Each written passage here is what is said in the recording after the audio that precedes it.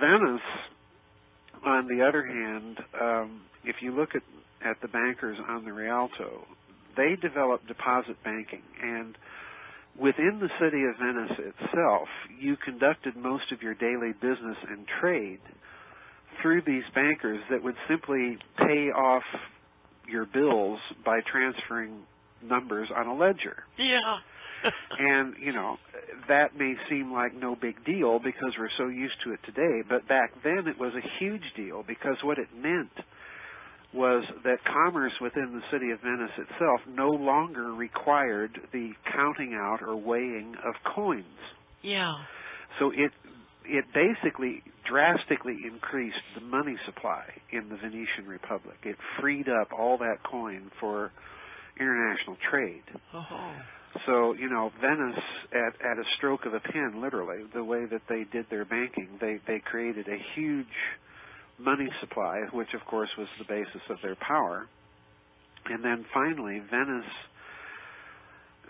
is unique in its hidden institutions, and we have to take some time to understand those.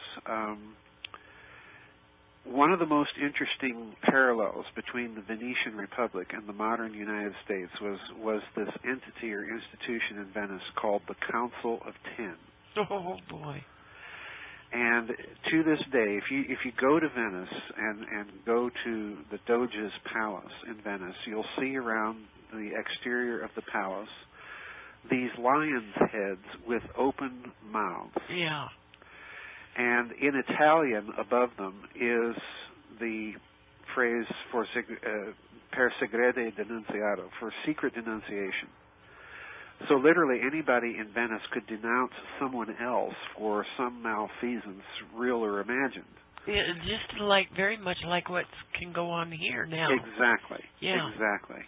And you'd be picked up off the street by the Venetian intelligence services and hauled into the Council of Ten and tortured and so on and so forth. Now, the Council of Ten, just to let people know what it is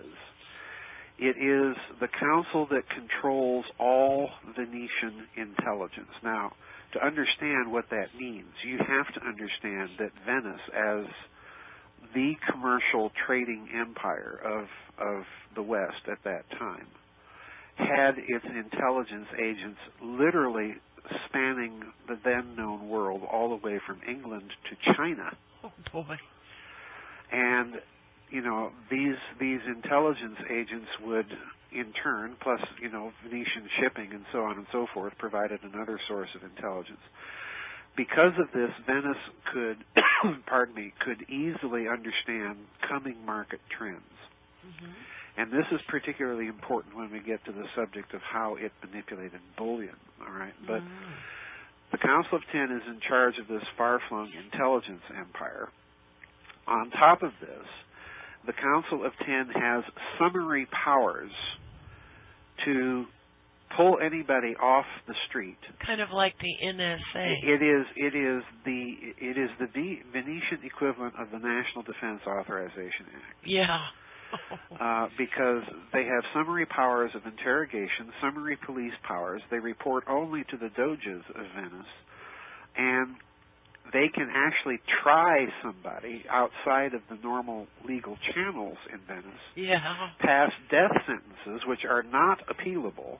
Yeah. And usually if that happened to you, you were executed immediately. I mean, there was just no waiting around. That was it. And just to drive the point home, after that happened, they'd hang you upside down by your legs in the poles around the main square in Venice, so everybody could look at you, and send a message. So in other words, the Council of Ten basically rules Venice for the financial oligarchy that actually runs the city. Do we know their names? The financial oligarchs? No, the Council of Ten. Well, we'll get to that. Okay. The Council of Ten is basically using state-sponsored terror to rule. Okay. Now, as far as the people who are members of the Council of Ten, to hold any office whatsoever in Venice, be it on the Grand Council or be it the Doges or the head of the grain office or a member of the Council of Ten, you had to be a member of their nobility. Yeah. In other words, you had to be one of the either long historical families that migrated northward from Rome into the lagoon when the Huns were marching through Italy, or you had to be an admitted member of the newer nobility that was granted noble status by dint of your wealth or power or whatever. Yeah, you buy your way in. You buy your way in. Yeah. Now, in other words, the resemblance to Venetian society and the modern American culture, or political culture, I should say, is very palpable and real, because to hold political office at the federal level in this country, you've become basically a satrap of the corporations and of the banks. You don't hold office unless you represent that class. So in other words, Venice has the outward trappings of a republic, but really, in reality, it's a plutocracy, it's an oligarchy, and it's ruled by a certain narrow set of people who have set the whole thing up to make sure they stay in power, and that no one else is admitted to power without their approval. So, well, Joseph, it's not so different from today. No. You know, Guantanamo, a lot of those men that were picked up and had to go through rendition, it was done so by bounty. Yeah. You know, I don't like my neighbors, so I'll turn them in. Yeah. You know. Yeah. Gee. Exactly, and this is the other thing. I mean, it reached the corruption in Venice reached the point, Georgianne, that at one period of its history, you actually had the government of Venice openly advertising or soliciting loans from the bankers on the Rialto to raise money to assassinate the King of Hungary. Oh, brother! You know, it would be akin to taking out an advertisement in the New York Times or Wall Street Journal. You know, the United States government needs money, you know, this amount of money, so that we can assassinate the leader of this particular country. I mean, you just have to kind of shake your head that it was so corrupt and so brazenly corrupt. You know, I never cease to be amazed at the parallels that exist between the Venetian Republic and what the United States has become now. And there's another parallel that we have to mention. And to kind of set this up, let me use an example. Okay. The Venetians were renowned for their Byzantine intrigues and their double dealing. All right? Well, we all know the story of the Fourth Crusade. Oh, okay? yeah. The Pope decides that, you know, he wants a crusade to go over there and knock some Muslim heads together and retake the Holy Land, okay? And so he calls for the Fourth Crusade, and the French, you know, being the French, they sign up and join up right away. You know, good idea, let's go knock some Muslim heads together. Oh, dear. But no one has the money, of course. So you can see where this is going. No one has the money and no one has the ships, but guess who? So, and the other problem at the time is that Venice has some recalcitrant and troublesome provinces of its emerging empire on the Dalmatian coast in what would be modern-day Yugoslavia. Yeah. So you've just got to get a picture of this. Venice has the ships. Venice has the money. The French, of course, come to Venice solicitous for loans and ships to raise their army. And of course, Venice is only too pleased to do this. Oh, gee. And it's really interesting. At the time, the Doge of Venice is a 90-plus-year-old man that's gone down, Enrico Dandolo is his name, and he's gone down in history as the blind Doge of Venice, okay? Yeah. But the trouble is we don't really know if he was blind or not. Oh, dear. Okay? So in other words, the possibility arises that you have this guy pretending to be blind, but gosh, he may not really be. But everybody thinks he's blind, and this is an important part of the story. Oh, gosh. So, of course, finally the Fourth Crusade is raised, and they get the ships, they assemble an army, and Dandolo decides, well, I'll just lead this thing myself. Yeah. So off they go in the Venetian ships, and on the way, he says, oh, by the way, we need to stop here at the city of Zara and lay siege to it. Oh, dear. because they're rebellious and all of this stuff. So they do. And, of course, the Pope at the time, which is Innocent III, which is another... Oh, he's part. Oh, yeah, I know. Oh, gee. Innocent III, what a name. Well, it's like popes named Pius, you know. Yeah. Or Clement. Yeah. They're anything but at the yeah. time. But anyway, so the Venetians lay siege to Zara, and of course the Pope excommunicates them for attacking a fellow Christian city, and of course the Venetian bishops that are along with the crusading armies conveniently mislay the letter of excommunication.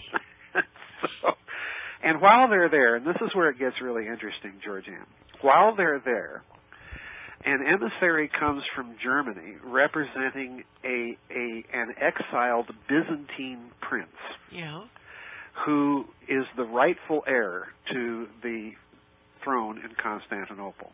Oh. And he comes with a proposal that, hey, it's getting kind of late here. It's kind of too late to go attacking the Muslims in the Middle East. Let's go to Constantinople. You help me regain my throne, and I'll increase your privileges. Okay, so off they go to Constantinople. Enrico Dandolo, the blind Doge, leading all the way. Okay. And they of course lay siege to Constantinople. They are victorious over the Byzantine emperor, and they depose the ruling family. They install a Venetian puppet and gain even more concessions in Constantinople. And of course, all of this just infuriates Pope Innocent III even more, because he's wanting to try and patch things up with the Greek Church, and of course the Greeks are now mad because these evil Westerners have installed. Oh, brother. It just goes on and on. Okay. Oh. Now let's back the thing up here, because I'm using this as an example of Venetian Byzantine duplicity. All right. Okay. Before the Crusade even set sail, and ended up not in the Middle East, but in Byzantium. Before it even set sail, the Venetians had minted an almost identical replica to the East Roman hypeiron, which was a coin that was kind of the reserve currency of the day that was minted by the Byzantine Empire. Oh, my. So in other words, the Venetian intent, as far as I'm concerned, and this puts me at odds with academic historians, is revealed from the outset, because they were intending to drive out the Byzantine coinage as the coin of trade in Eastern Mediterranean trade. Okay. And the other thing you have to remember is, again, the Venetians had a far-flung intelligence service. They would have known about this exiled Byzantine prince and his aspirations to regain the throne. And this is the way they operated, Georgianne. And as a final convincing element here, as the French were negotiating with Dandolo, prior to the departure of the Crusade for the East, and even really before the ink was dry on the contract for all of this, prior to this, the Venetians, of course, were saying, yeah, we'll transport your army to the Middle East. But at the same time, they're negotiating with the Sultan in Egypt, promising, no, we won't attack you. Yeah. Okay, so in other words, the target, as far as Venice was concerned, and as far as the evidence really indicates all along, was Constantinople. Yeah. And when you look at what happened in Constantinople, what do you find? Well, the good old blind Doja is personally leading the attack. Oh, brother. Oh, my gosh. So, it defies any military imagination how someone blind can be leading a fleet of galleys and catapults and siege engines and everything else. Yeah. So, you really have, when you look at the history of Venice or the Middle Ages, you really have to train yourself to read between the lines of these wonderful academic histories. Because what you're reading in these academic histories is kind of a medieval version of the Warren Report. Yeah. but the conspiratorial reality is something far different. But, Venice, I said all of that kind of preparatory as an example because Venice was known for this kind of double dealing. Yeah. And the parallel that Venice has with the modern-day United States are many, and particularly in this respect, because Venice betrayed its own kind of cultural allies on more than one occasion. Yeah. It used its military and economic power in such a way as to gain ever more concessions from just about everybody. Yeah. To increase its own wealth and power. And at a certain point in European history, Georgianne, it managed to literally piss off so many people. Yeah, I can see why. Yeah. That everybody else just finally had it and said, we're going to take this troublesome little entity out once and for. Imagine a city is basically ruling the Eastern Mediterranean and controlling all the international commerce in Western Europe. So in other words, everybody just had at one point finally had it, and they decided to band together and go to war and take out Venice. And this really became the first real, genuine European continental war. Yeah. It's called the War of the League of Cambrai. Oh, boy. And, I put the preamble of the treaty that announced the League or the alliance of the countries that were going to go fight Venice. And I did so for a reason, because you have to read this thing in order to see just how pissed off people really were. Well, people in the world are getting PO'd at this country now. For the same sort of behavior and reason. Yes. That's my point. That's my point. Double dealing, lying, cheating, financial manipulation that ends up stealing the livelihood of the middle class, not only of your own country, but several others. Yes. The extension of a financial system that's based on oligarchy and corruption, and on we could go. So that, Venice has several lessons for us, and that's one of them. The other lesson that Venice has is that it controlled, and I hope people that are what I call medalists are listening very carefully. Mm-hmm. And I'm not against, please don't misunderstand me, I'm not against the idea that money should represent value rather than debt. Okay? Mm-hmm. I have no problem with gold standards or silver standards or any other sort of commodity value-backed money. Right? Yeah. My problem is the people that think that a bullion standard of some sort is much more stable and not subject to manipulation. Oh, boy. They've got another thing coming. They've got another thing coming. Yeah. You only have to read the history of this country, for one thing. But when you start delving into what Venice did in terms of manipulation, that story goes all the way back to Babylon's banksters. And let's recall what I said there. In ancient times, you saw the rise of an international bullion brokering class because the Far East valued silver more than it did gold. And the West valued gold more than it did silver. Isn't that convenient? Yeah. You got to wonder, how did that come about? But when you look at that, you can just see immediately the possibilities for manipulation and the enrichment of a class of people that do nothing but trade in bullion. And this is, you're manipulating the gold to silver exchange rate. That's basically what's happening. Yeah. Right? Well, if you look at what Venice does, since it's basically controlling the bullion market in Western Europe at that time, it has intimate first-hand knowledge of the ratio, the price value of gold to silver at any given moment. Yeah. And if you're a company that is loaning money to governments, and that money has to be repaid in gold, what happens if the rate of exchange of gold to silver goes down when they repay you? Yeah. Well, this is exactly what happened to the Florentine companies, and they crashed precisely because, if you study the record very closely and carefully, which I recount in the book, it's because at that time in history, Venice was importing gold into Europe madly. Oh, boy.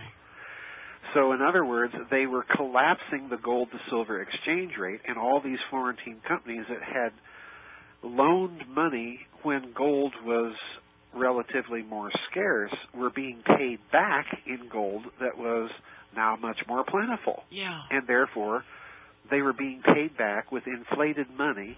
So you see what happened. They were caught in a bullion vice, quite literally. That was of Venetian coinage, not to coin a pun. So, there's lots to this story. Oh, and, yeah. It just goes on and on and on. The other thing that we have to kind of prep people for, and I know I'm just chattering away endlessly without reaching a period, but the other thing we have to kind of watch, and I was very careful to mention this in the book, although I didn't explore it very deeply. But you know me, I like to plant the little seeds that are going to blossom much later in the story. Yeah. Well, the other part of the story that we have to watch is that the Venetian nobility, as Venice expanded into northern Italy, it then, of course, recruited the noble houses of the cities that it conquered. Yeah. And these houses, in turn, this is such a crucial part of the story, these houses, in turn, have their own connections north of the Alps in Germany. We have to understand that Venice was an autonomous province, both within the Eastern Roman Empire and within the Holy Roman Empire, which of course comprised most of modern-day Germany and, at that time in history, northern Italy. Yeah. So you have these connections of the Venetian nobility north into Germany and the German noble houses. This is a key component of the story. The other key component is that the Venetians teach some of the very famous early German banking families their accounting practices and other practices, like the Fuggers family in Germany. Yeah. They were so famous they attracted the ire and attention of Martin Luther. Oh boy. Now there's one final thing that we have to mention here, and this is another one of those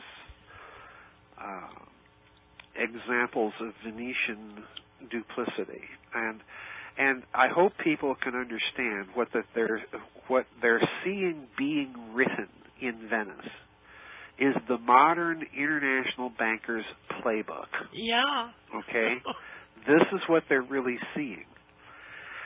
So there's another thing we have to pay attention to, because, of course, in the Renaissance, what's going on? You've got the Protestant Reformation going on, and you've got the Catholic Counter-Reformation going on. Yeah.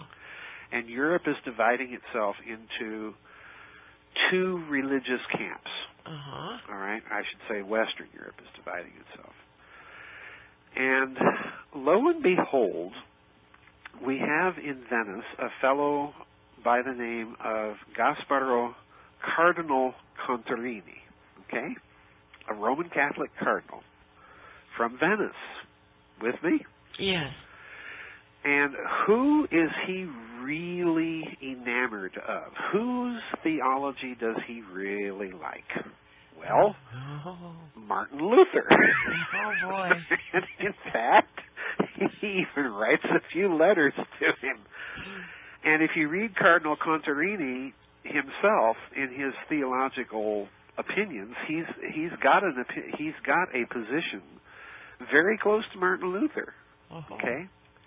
But on the other hand, Cardinal Contarini just so happens to be the very cardinal that the Pope put in charge of preparing the Reform Council for the Catholic Church that ends up being the Council of Trent.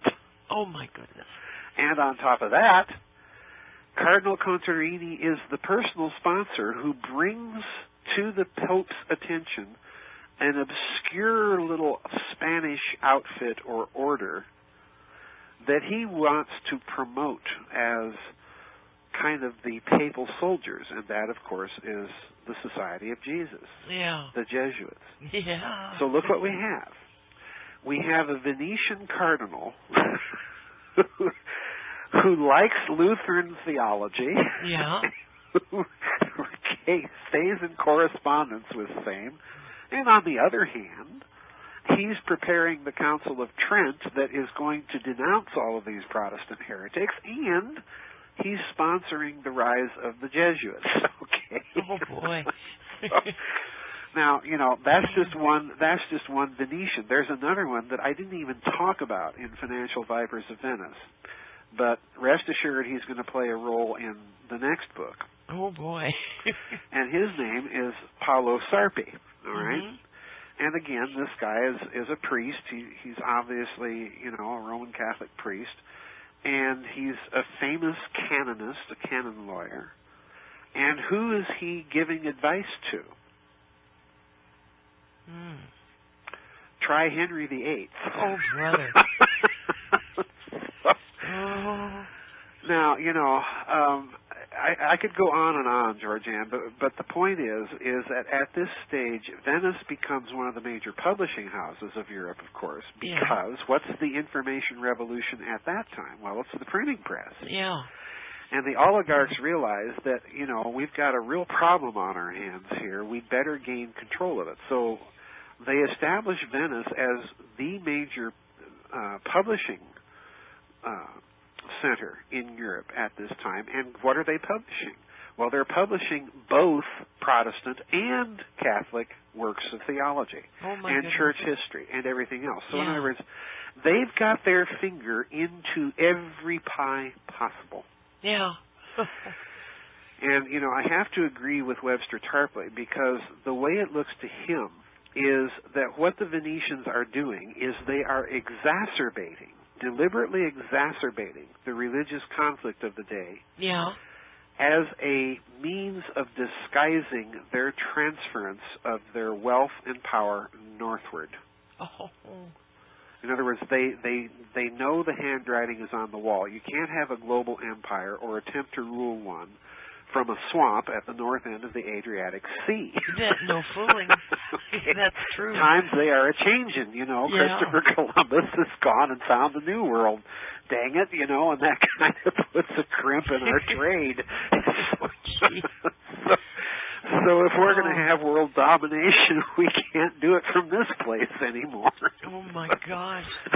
I'm putting it very bluntly, but that's what I think happens, and that's why I spent the time in the book pointing out that, you have to look at the Venetian nobility's ties to these noble houses north of the Alps, because this is going to become the way that they transfer their concepts, their ideas of organizing the economy and of organizing the state northward.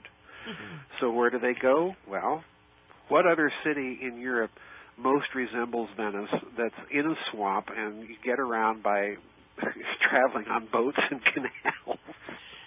up in the north. Yeah. Far Amsterdam. north. Amsterdam, yeah. Yep, Amsterdam. So in other words, you have the Venetian virus is transferred, at least conceptually, northward. And from there, of course, it hops over the channel into London. So, in other words, this is an important story. And well, Joseph, were the original Venetians known as the black nobility? Well, I hear a lot of that on the internet and see a lot of it. And this is the other reason I wrote the book. Because you have claims that the Venetians deliberately engineered the Black Plague, that they deliberately engineered the collapse of the Florentine super companies, which I think they did. Yeah. And most of the book is about what they did and how they did that. All right, it's quite an indictment. It is. But the problem is, when it comes to things like the Black Plague and the move northward, the people that are saying these things and promoting those ideas are not, as usual, giving you the details and giving you the footnotes. Yeah, that's right. And that's my problem with so much research in this alternative community. Give us something more than opinion. Argue your case better. And that's what I attempted to do. Well, you did very well. Well, thank you. But my point is, with the Florentine super companies, what you have to do is you have to sit down and read the academic sources and then connect the dots between them. Yeah. Because they're not going to come right out and tell you any of this. Yeah. The other thing you need to do is, and this is why I spent time with two particular families that are mentioned very briefly in Financial Vipers, but I mention them briefly because they're the means of connecting the dots in this transference of Venetian wealth and power northward and proving that there is not just a continuity of conception in that transference, but a continuity of personal links. Yeah. Okay? In other words, once you start talking about personal links, then you are talking about real honest-to-goodness conspiracy. Okay? Yeah. That's the key here.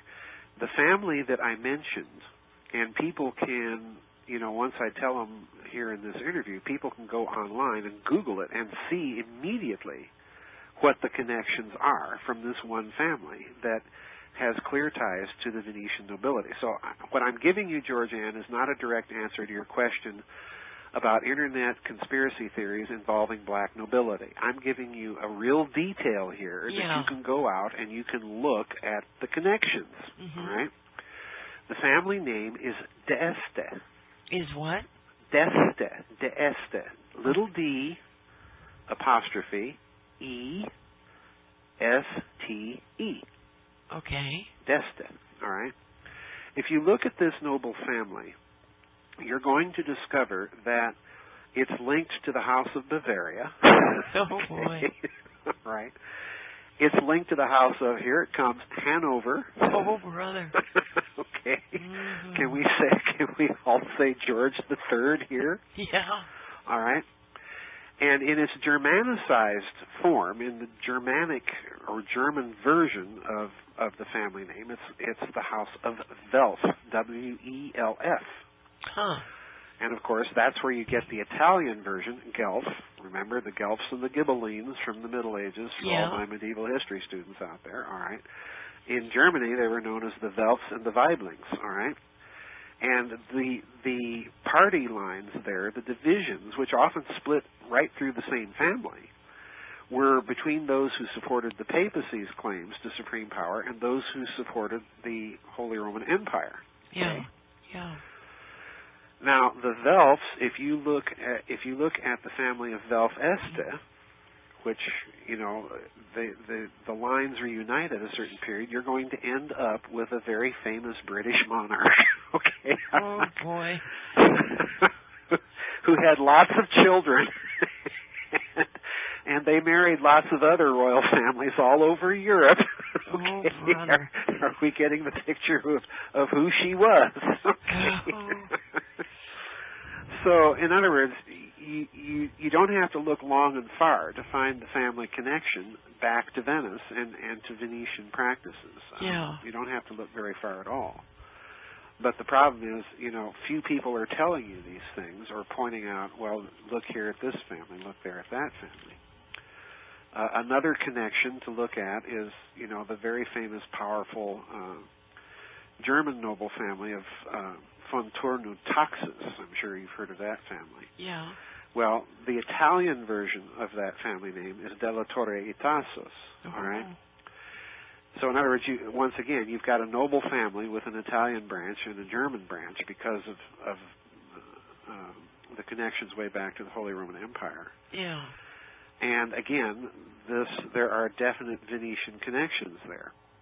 Now, the interesting thing I point out in the book, and I kind of pick up from Babylon's Banksters, you'll recall that in Babylon's Banksters, an American professor by the name of Tenny Frank did a study of what had happened to the late Roman Republic and the early Roman Empire, because he noticed that the people's graves, the markings on their graves, were no longer Latin names. They were Greek. Oh, my goodness. And even in their Greek forms, they were names that were really of people increasingly, the later in history it got, they were increasingly from Chaldea. All right, in other words, from Mesopotamia. Oh, my goodness. And he noticed that even Juvenal, the Roman satirist, complained of the Orontes, in other words, the Euphrates, flowing into the Tiber. Yes. And that was his metaphor for the Babylonian influence that had taken over Imperial Rome. Yeah. And these families, this is an important part of the story, they were brought to Rome as slaves. And in the Roman practice, very often, if you were a slave, when your master died, you were freed. Yeah. And in the Roman practice, very often, not always, but oftentimes you were educated as a slave because you educated the master's children and so on and so forth. So you learned Roman law and you learned Roman administration. Well, Joseph, the same thing today. People are educated to be factory workers, right, or whatever, salesmen. But my point here is that when the Huns overrun the Western Roman Empire, these Chaldean families flee northward, and many of them end up in the lagoon at Venice, founding the city-state there. So there is a loose connection, very, very loose connection, then, between the Venetian state and its concepts and, ultimately, Babylon. Yeah. And that's another important part of the story. So, it's what I'm doing is I'm trying to connect dots for people and show that you're dealing with something very old. Oh, yeah.